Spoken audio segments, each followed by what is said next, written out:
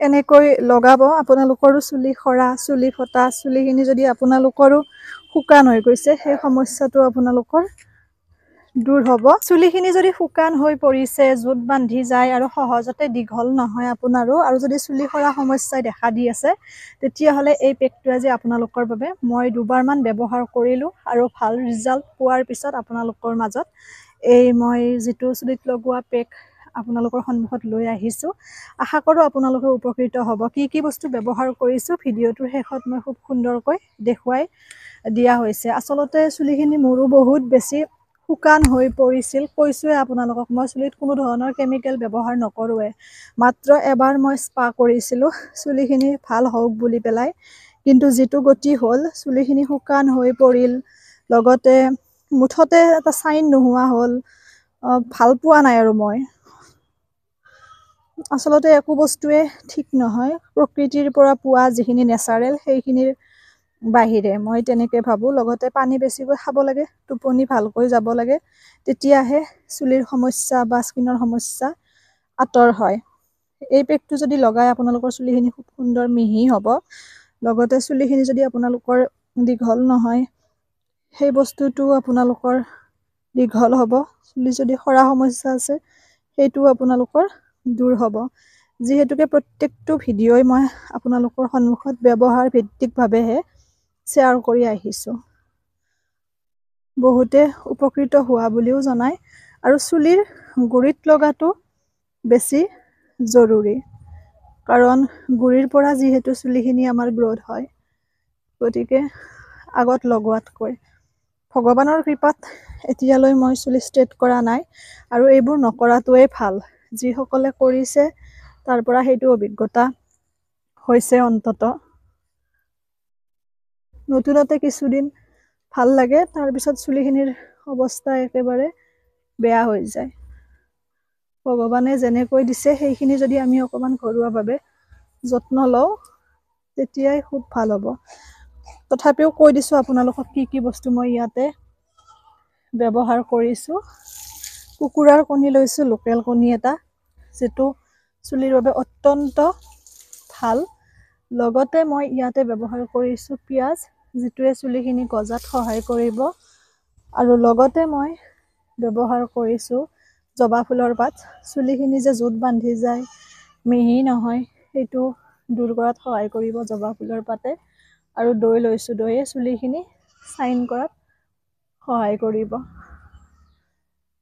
এনেকৈ লগোৱাৰ সময়ত মই কৈছোনে মোৰ চুলি আগতে খুব সুন্দৰ মিহি আছিলে কোনো ধৰণৰ জুট বন্ধা নাছিল পৰালৈকে কৰবাত গলে মই চুলিখিনি বান্ধিয়ে যাও কাৰণ গাড়ী মটৰত বতাহতো চুলিবোৰ ফাটে বা তেনেকুৱা হয় কিন্তু নাজানো যি এবাৰ স্পা কৰিলো মোৰ চুলি শুকান হৈ গল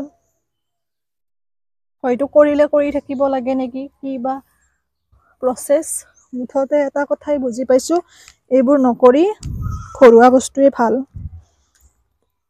খোপা বন্ধাৰ ফলত যদি চুলিখিনি ভাজ হৈ গৈছে তেতিয়াও আপোনালোকে এই পদ্ধতি অৱলম্বন কৰিব এনেকৈ 2 ঘণ্টা সময় ৰাখি ধুই দিলে হ'ল শ্যাম্পু কৰিও দিব পাৰে কাৰণ যিহেতু কণী থাকিব কণীৰ গোন্ধটো মই নিজেও একেবাৰে ভাল নাপাওঁ কেঁচা কণীৰ কিন্তু উপায় নাই চুলিখিনি ভাল কৰাৰ স্বাৰ্থত কণীও ব্যৱহাৰ কৰিব লগা হৈছে এনেকৈ লগাব আপোনালোকৰো চুলি খৰা চুলি ফটা চুলিখিনি যদি আপোনালোকৰো শুকান হৈ গৈছে সেই সমস্যাটো আপোনালোকৰ দূৰ হ'ব লগতে যদি চুলিখিনি দীঘল নহয় সেইটো ঠিক হ'ব চুলি ফটা সমস্যাও দূৰ হ'ব এটা পেকেৰে আপোনালোকে বহু কেইটা সমস্যাৰ সমাধান কৰিব পাৰিব মাত্ৰ ব্যৱহাৰ কৰিব আৰু মোক জনাব আপোনালোক উপকৃত হলেহে মোৰ ভিডিওটিয়ে সাৰ্থকতা লাভ কৰে গতিকে মই ধুনীয়াকৈ এইখিনি লগাই লওঁ তাৰ পিছত লগ পাই আছো এনেকৈ মই গোটেইখিনি চুলিতে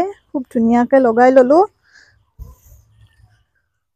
এয়া 2 ঘণ্টা সময় ৰাখি পেলাই ধুই দিম